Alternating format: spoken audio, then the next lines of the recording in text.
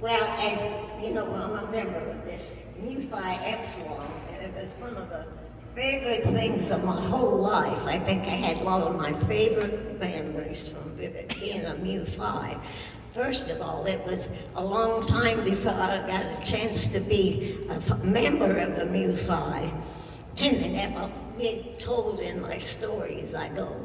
Well, as you know, I was born in 1922. And when I was 7 years old, you know what came along? It was and I was raised on a farm. And I went to a one-room schoolhouse, and I had to walk 3/4 of a mile to and from, the schoolyard. And I didn't even own a umbrella. My folks did have a car. They had a 25 Dodge, but in those days, I had some Mennonite in my background. They didn't believe in really spending money unwisely, and they thought using your car to take your kids to school was uncalled for. The kids could use their own energy. So that's what we did. We walked to school, and I didn't even own an umbrella. So that's the way it came. And the Great Depression came, of course, in 1929, and I was 7 years old.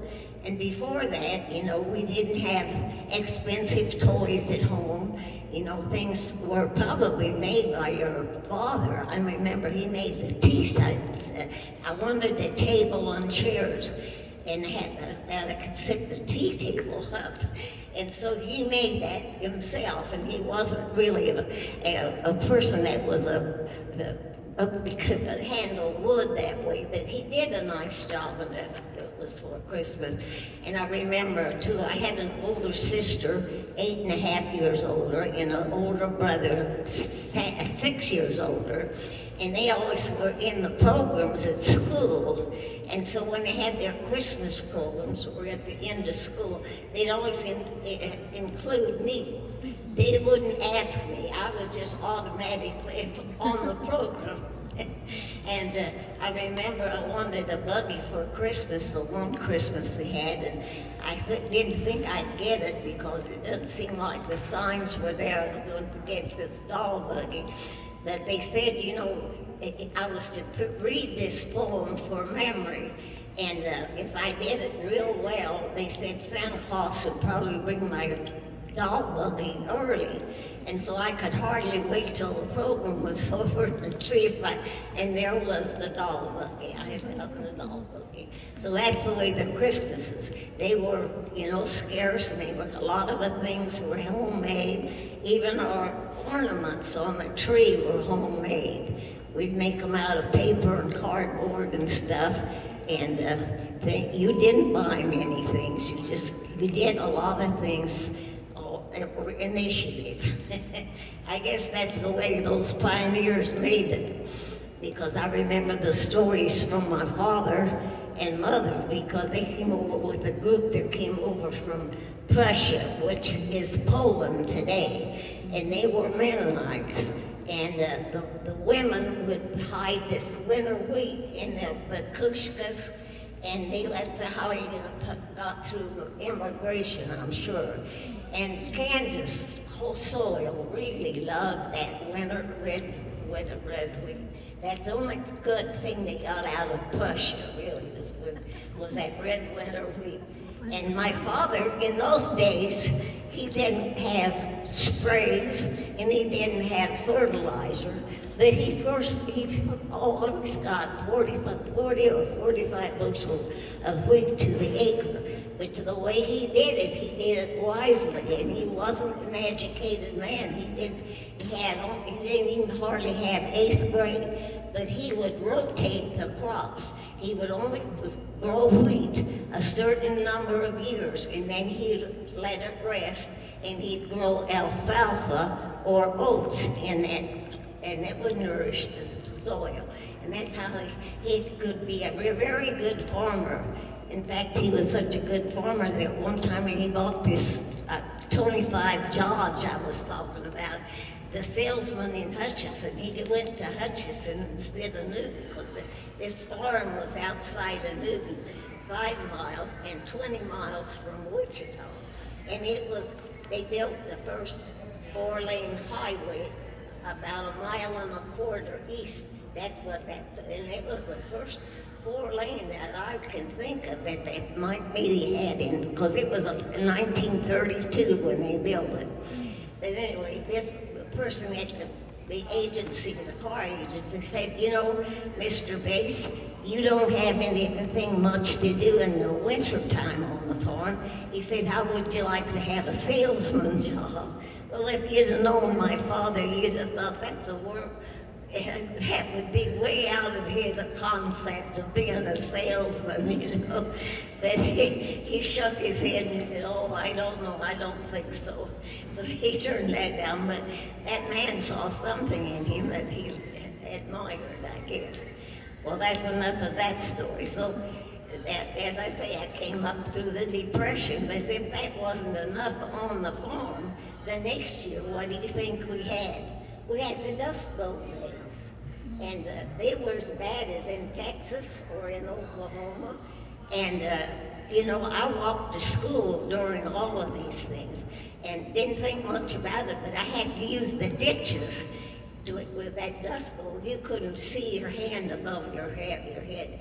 And I had to walk this 3/4 of a mile, and I'd go from one ditch to the next ditch to survive this dust that was blowing around. Well, if that wasn't enough, the next year came the grasshopper invasion to eat the crops they were growing. So there was Depression, Dust Bowl, and grasshoppers. And I remember the grasshoppers scared me to death. I thought they was going to get in my ears, and I worried about it, and they had a horrible hum. And they would hum all around in big swords. They'd come around in your hole, and I thought, sure, somebody's going to get in my ear. I was scared to death all the way, and thankful when I got to the schoolhouse. And when, you know, we had teachers that really weren't schooled in the one little schoolhouse.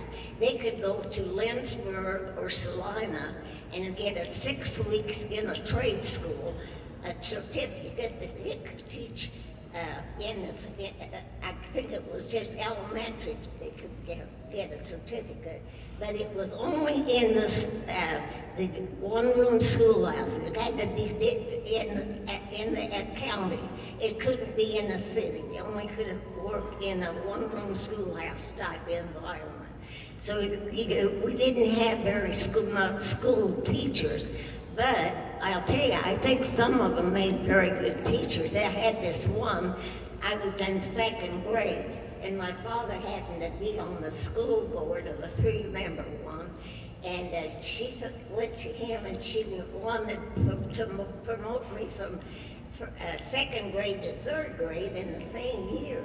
And she went to him and said, Mr. Bass, I think Virginia's bored in 2nd grade.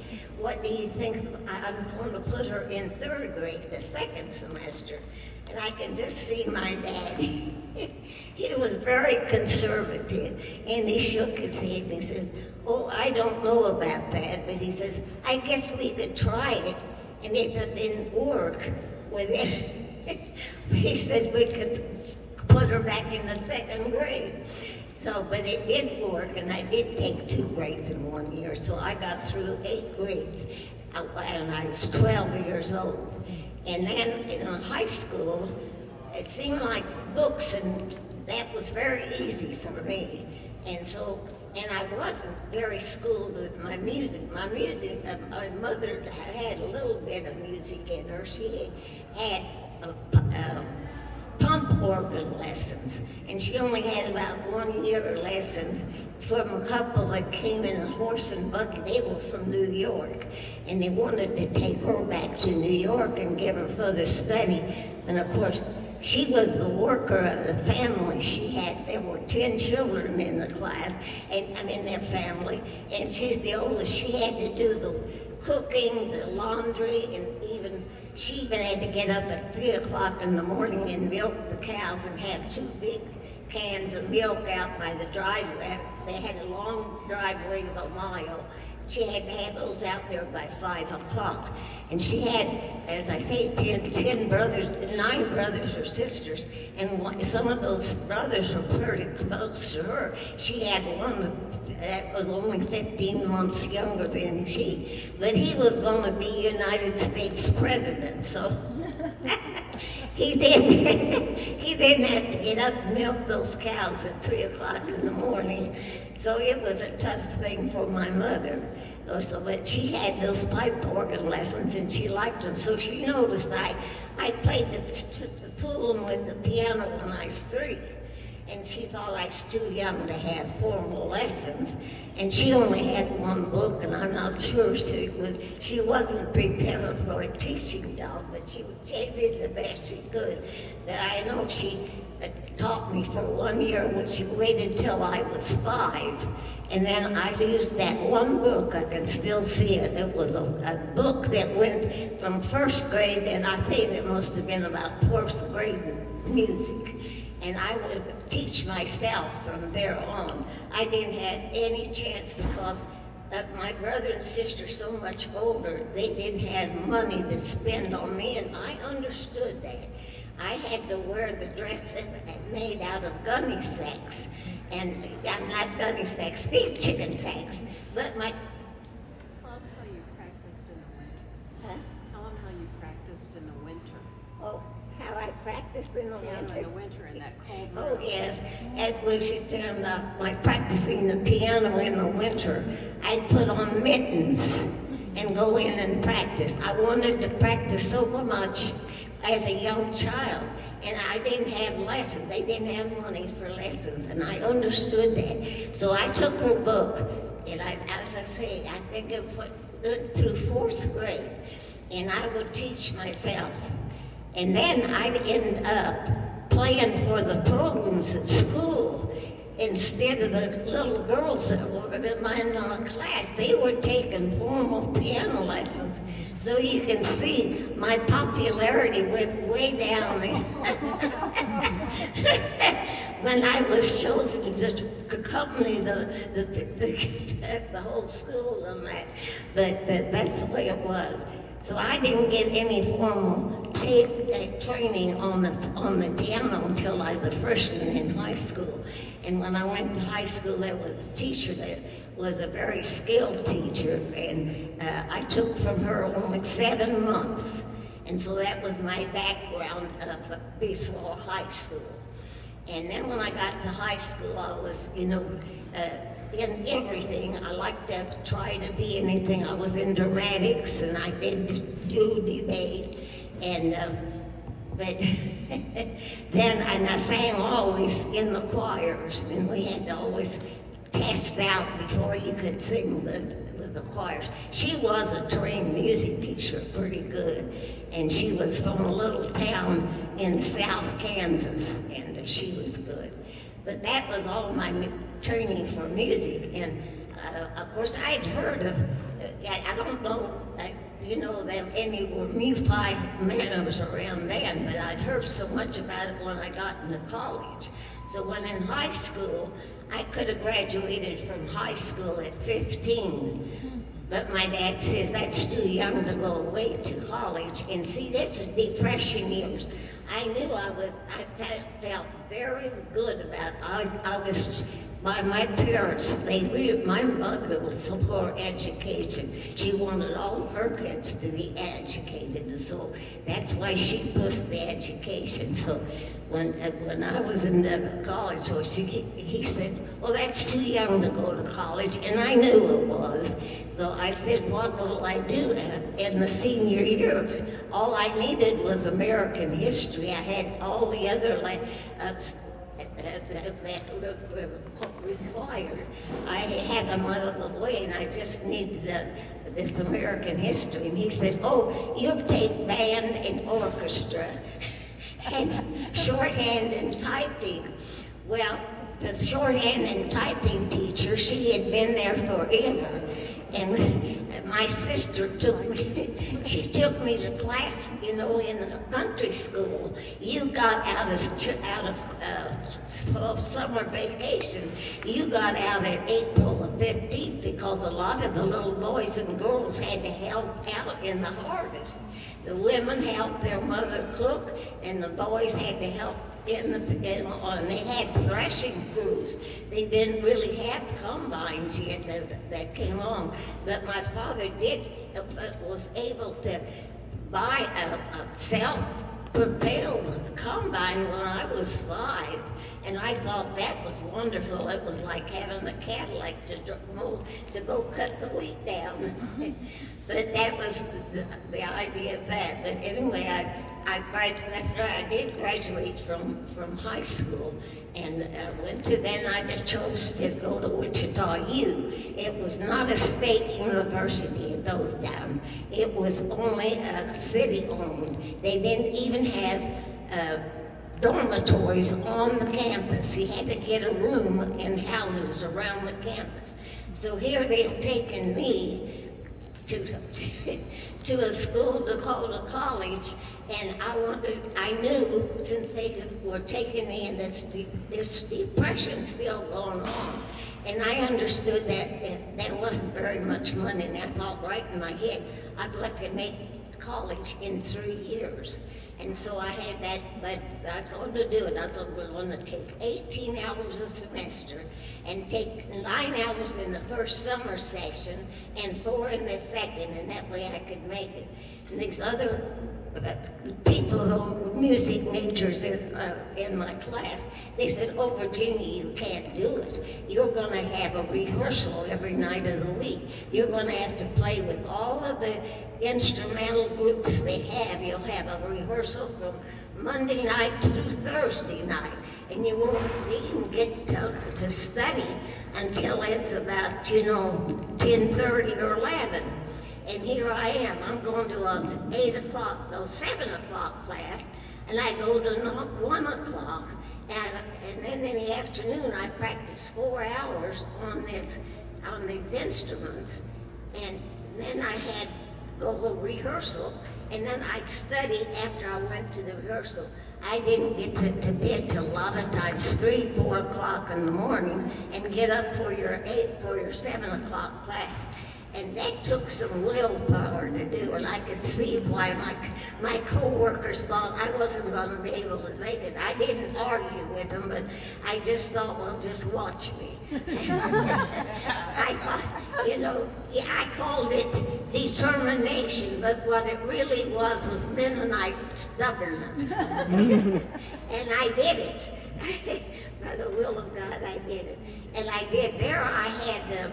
in college, I had 4 major sororities on the campus, and they all were trying to get me to be a member.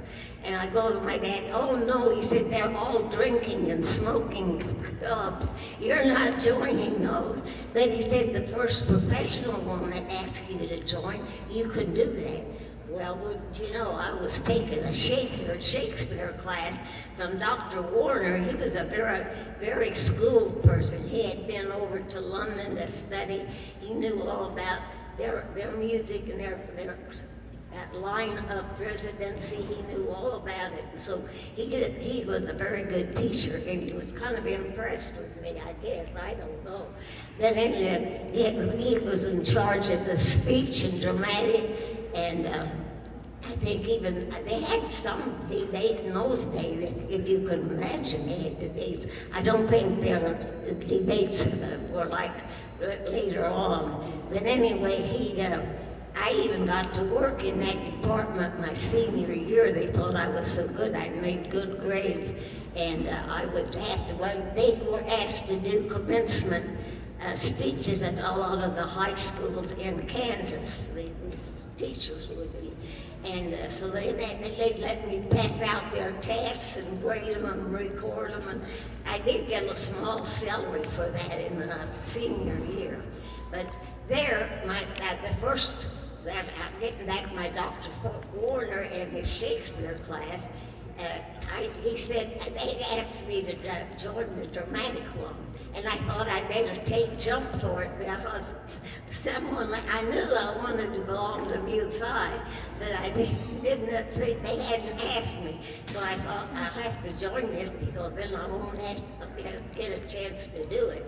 So I did it, and then Mu Phi asked me, and I went to my dad. Oh no, he said, I could only have money for one fraternity. He says, you have to be satisfied. You chose it, so you have to stay. So that's what cooled my Mu Phi in high school. So in college. So then, of course, I got married. I graduated in '44, and I happened to. It's her clarinet. I happened to be. I'm showing your clarinet. Oh yeah. This is from college. So were you in marching band? And so, see, my dad said I have to take very this good. band and orchestra. And I said, I don't even have instruments yet. He said, oh, well, we'll buy you on time. No, that was in college in Emporia. That was one of my recitals at Emporia. Oh, wow, very nice. And I have, let's see. And so he said, I will give you lessons. Oh, yeah. That's when I was at Wichita U. My boyfriend's car. Oh, showing her legs. So he said, it will give you lessons in August, like 4 or 5 lessons. And I said, well, you know, those city kids have had, you know, band and orchestra probably, I know, in middle school, or maybe even in elementary school. And I'm going to be, you know, what you have to do. I told my dad, you don't understand. You can't get the chair. I don't want last chair. And I said, in order to not get last chair, you've got to play get ahead of the chair and behind your chair. And so that worried me. I thought, you know, I'll sure be in that, and particularly with the violin. Violin's very hard. It was 3 or 4 lessons to compete with these kids that had something left. So I was nervous as I guess as a cat on a tin roof. And when I had to go in, and he'd send us with chair ahead and a chair below. But somehow I did land at 2/3 of the way in the clarinet section. That came pretty easy for me. But the violin I played second, and I was probably only 1/3 of the way up. But it wasn't last year, either one. So I was happy about that. And you were getting married. Yes, and then I was. It's her wedding picture. The reason we met my husband, he was in the ROTC band. So how did that happen? That a girl was in the ROTC band. Well, as the war came along, as the war did, and it was going on before it was over before the end of my college. Is there a switch? There's got to be a switch with a thumb or hand. There you go. Okay. So what year did Pushed you it down somehow. did you get married in Virginia? So I was just happy that I didn't have last year and could 43. go on. And then I wanted to be in the, as I say, the Mu Phi sorority, but I knew that was outside. It was in this dramatic one. And I did a few dramatic plays and things that I didn't have much experience with. I guess the Lord carried me through many tight valleys. And those were some, not many music lessons and not any dramatic have to show your talents there, but you know, the good Lord looked after me. He got me through all these valleys. And I did make it in 3 years, and I got engaged because in that the war came along, and as they did they took the people, and they drafted them out of the ROTC band. So the conductor that was conducting the regular concert band I was playing in, he said, they're drafting some more of the men that I have to get some women that'll join in that. He says, I'll have to pick 13 women. And I was one of the 13 he picked. So I got to play in ROTC. That's where I met the husband I married. He was just a freshman. We were only about a year and a half difference, because see, I had made a lot of grades together. But the first night I was playing, we had this rehearsal, and I was backstage swabbing out my clarinet and carefully putting the reed away, because you had to be real careful with these reeds. They would split, and they were expensive. And my dad got so mad. How can you buy so many reeds? What are you doing, eating on that? And so that was my days with the band and orchestra. So I was one of the 13th men, and I remember that I was back swabbing this clarinet out, and there was a tap on my shoulder. He wanted to take me out, take me home. And I said, oh, I'm not going home. I said, rehearsal was from 5 to 7. Most of these rehearsals went too late. They'd start 7 or 7:30. But this happened to be the only one, so the library was still open. So since it was open, I had a big paper to write, and I think it was on the Kodai method, you remember that? Which didn't go in America, because they have to take lessons in Japan. The parents have to take lessons with the kids, so it didn't go over in America. But I was writing that Kodai paper, and in those days you had to write a thesis yet. And as soon as I got that Kodai paper already in thesis formation, they come up and said, well, you graduates don't have to have a thesis anymore. We're doing away with that. So here I've written that, and I had a lot of information on that I want to publish, and also the theme of my big thesis was on class piano, because the last paper that had been written was in 1950, and it was a guy, he wrote on class piano. Well, it wasn't like the class piano in our day. We had, labs that had a lot of even the organs, they had a lot of Com had a special class for them and called class organ. But it had changed so much that was going to be my thing. And I had researched to Wichita. They had a van that went around to all the elementary schools, and they had the pianos on the mini, and they had a class piano on the van. And I researched that. It was a big success in Wichita. And then I even had communicated with Washington, D.C. on all the methods, and I got all of that information and had the research. And see, I had this big theme that I thought I had to, and the teachers, they had 2 piano teachers on my committee, and I think they were so nervous that I was writing this paper on class piano, they thought it was going to hurt their business. As a piano teacher in the college, and I could tell it on their faces. They were worried about it, but they were happy. They took a big deep breath when they said, oh, you don't have to have a thesis anymore. But I thought that paper should have been published too.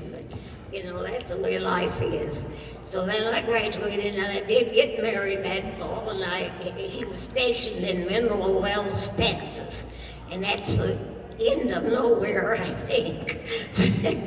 But anyway, yes, it was kind of funny. When I first came there, my husband got me a room. We both got a room. I guess I visited him when I was still in college, and he got me a room with this lady that was 80 years old. And so then when we got married, we couldn't find a place to rent that we could afford. And so she had a garage apartment, but the big bad thing about it was over the garage, and these were brick buildings, a brick house and a brick garage, but she had rats in this apartment of ours, and if you could ever go through life having a rat go over your bed at night, I'd stand up screaming in the phone. And she said she was scared of putting a killer in the walls. She's afraid they'd die on the walls and then it would make an awful smell in the apartment.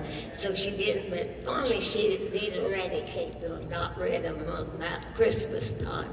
But yes, so she was she was like an old mother hen. She guided me like an old mother hen. And even after we got married and went back there to get a room that we could afford, she was like an old mother hen. She said, I heard they needed a music teacher. And I said, well, Mrs. So-and-so, I said, there'll be a lot of teachers here, and there'll be some music teachers. And I said, they have experience.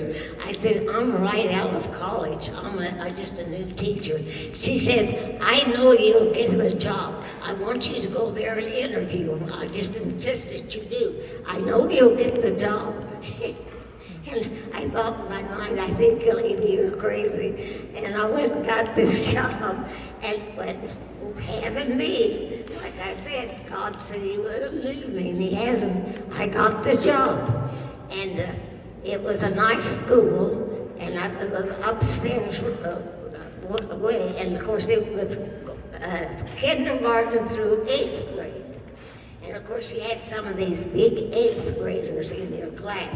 And I can remember the first day of school, I had this big tall 8th grader, and he took out his knife. They didn't have switchblades in those days. They just had regular pen knives. And he took this knife out and undid it and put it on the desk. Well, I didn't know he had a knife. I asked him 3 times, to please fold it up and give it to me. He wouldn't do it. So I had to make an example of him. I knew this couldn't go on. So the teacher across from me, we had an appointment, we made an agreement. I would watch her class if she had to leave it while she left. And the same thing for me. If I had to leave the classroom, she'd watch it for me. So I got her to watch my class, and I took him downstairs. We had a woman principal. I can still remember her, Miss Lyles. She gave us before lunchtime, she always gave us a sermon every day. I think they all had it memorized, how dirty money was. And of course they brought money, and she says, you've got to wash your hands very carefully after handling that money. And we got this same sermon every noon. But she was a real strict teacher. And so I took him, and I had to take him down these stairs. I had to practically drag him, because he was taller than I was. And of course he knew what he could. She had, in those days you could paddle him. She had a paddle.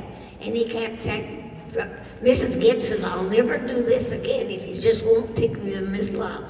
I was too late. I said, you had 3 chances to do it. And I said, you turned them down, so that's it. So she paddled him.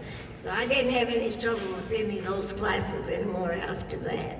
But It's almost noon, and Gina and I have to go. So I don't know how time is it? Yeah. How long If is you- it? If you can it's talk almost about noon. going to, Oh, yes, when I was at the Conservatory. university, I waited until, I quit teaching in the classroom because I had 3 children. My husband was a lawyer by day and a musician by night. So I was mother and father to these 3 children.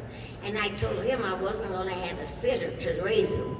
And so I quit teaching in the classroom, and I went and taught piano at home. I could do that and still be watching my kids. Only thing is that every institution would want you, or I had to be a room mother, and that's why I was room mother with Janet's mother over here in kindergarten. That's how they met. And so So they say, oh, you just teach a little piano in your home. That's nothing. Well, that was a job. I had a number of students, and it was a job. Because I had to learn that the parents couldn't get the music. They always got the wrong music, and you'd have to take it back. It was just easier to buy the music and let them pay you for it instead of having to make a trip back to the music store. So that's the way I handled that. And I did that for 19 years until she was a freshman in high school. When my youngest one was a freshman in high school, I thought they were old enough I could go back in the classroom. So I went back to the conservatory, and this is how I got to be a Mu Phi. And so that's the first thing when I was in the music, that's one of the first things they asked to be. And I jumped at the thing to get it because I wanted to be a Mu Phi so badly. And I made so many friends, and it was such an enlightening, and it's just an upper. You just get a better feeling if you belong to something you really enjoy and you can share it with other people. I can't really explain it in words. It's just something special. And so all the Mu Phi people that you meet, they're always friendly, and they're always positive, and they always have nice information to give you. And it's just a wonderful experience. That's all I can say. And I just hope they can get some of the people I'm recommending from the church that I think would make good members. And I know the younger generation, it was starting when I was at the university. It was that the younger people are not joiners. For some reason, they're a little bit more inner. They're me. And I find today, that most of the young people choose their hours anymore. How many of us could choose our hours to work? And nowadays, you can't get people to work the weekends. This place is like a graveyard on the weekends. You don't get anybody much. They have to go to what they call their agency. And see, they're not trained, and it's pretty wild. And it's a shame. Can you talk briefly about being president of the Mu Phi? Oh, yes. Then when I got to be, they asked me to join, and I know they have a wonderful installation and preparation for it that they have, and it's very nice. And so after I was that, I was just so interested, and I recommended quite a few people that did become members of Mu Phi, and I enjoyed it so much, and those days, it was a hard thing to do because sometimes, you still had other obligations you had to, and it would kind of interfere. But I would do some cancellation of that I thought wasn't so important so that I could go to the Mu Phi meetings, because I think that's important. You get a lot of information, and you always had a nice luncheon, which is good fellowship, and you always had nice music. They'd have special music. It's always a delightful thing to have, and it's educational and a very inspirational one. I can't say enough about joining Mu Phi. It was the best thing that ever happened to me. And I became president one year, and I enjoyed being president. I've been president of a lot of things, of PTA, and lots of things in schoolwork. And I was a vice president at the church, giving speakers, for the Women's Society. We used to have a Women's Society, they called it, and I was vice president of that, and I had to get special speakers. I never will forget the one, he had this home for the homeless downtown. He was from that Methodist church downtown, and then he finally bought a home, a big brick, I don't know how many stories that he did, but he trained those people that were homeless. He'd bring their whole family in, and he'd he'd have so many times, he'd give them so many days and so many nights they could be there. But he would train them in the day to a trade. He'd train them for different trades. And then they had to have a job at the end of what the length he said they could stay there, which I thought was very interesting, was very well done for the homeless people. So I recommended him, and of course everybody there really enjoyed it, and I think they still have that home going. That one, it's downtown, and it's one of those one of those offbeat. I'm sure he got the house pretty cheap, but then that's what I have, and I tell you, there were some things that the Mu Phi had, and that you can't get anywhere else. They recommended me. I even belong to the National Teachers Association. I didn't know they had it. It was the same one. Van Cliborn's mother ran it in Texas, and it was going, and I felt like it was called the National Guild of Piano Teachers, and I enjoyed that. I know they had a small one in Kansas City. It was called the Kansas City Music Teachers, and they used to have luncheons and things downtown. And but I already belonged to this Guild of Piano, and I guess I didn't ever join that one, but I know I'd have enjoyed it, but you can only do so much. You did a lot. Okay. Thank you. If you have any questions, I'll be glad to answer. Well, thank you so much. Careful the cord. Careful the cords. around I the have feet. to share something. Virginia was retired, and I needed. Can't hear you, Scherer. Can you stand up? When Virginia was retired, and I needed a substitute, she came and substituted for my student in Shawnee Mission. And she'd say, "Oh, your students are so nice. I just love to come." I did. She was at Highlands, and I taught with the 15 years full time with Shawnee Mission, and then I hated to give up teaching. I missed the kids, so when September would come, I thought something I'd never do, and that was substitute, because I saw what the substitute teachers would say, and I thought, my sweet kids that I have, I can't believe that they did these things to the teacher. I just couldn't believe it, and I thought, boy, I'm letting myself wide open. But I didn't have any trouble. The first day I went back to it, I did have a kid that it seems like the first day is the test for me. I had this kid that tested me the first day. He was a 6th grader, and of course I handled him the same way. He didn't want to do what I asked him 3 times, did him 3 times. So I had to take him to the principal. And the rest of the day, I didn't have any trouble with 6th grade. Really, usually if you have trouble with one, you're going to have trouble with all of 6th graders. Well, they loved her when she came. Say, can you have her come back again? Would you mind videoing when we see our creation? Yep. Yeah. Just keep it going. I can edit stuff.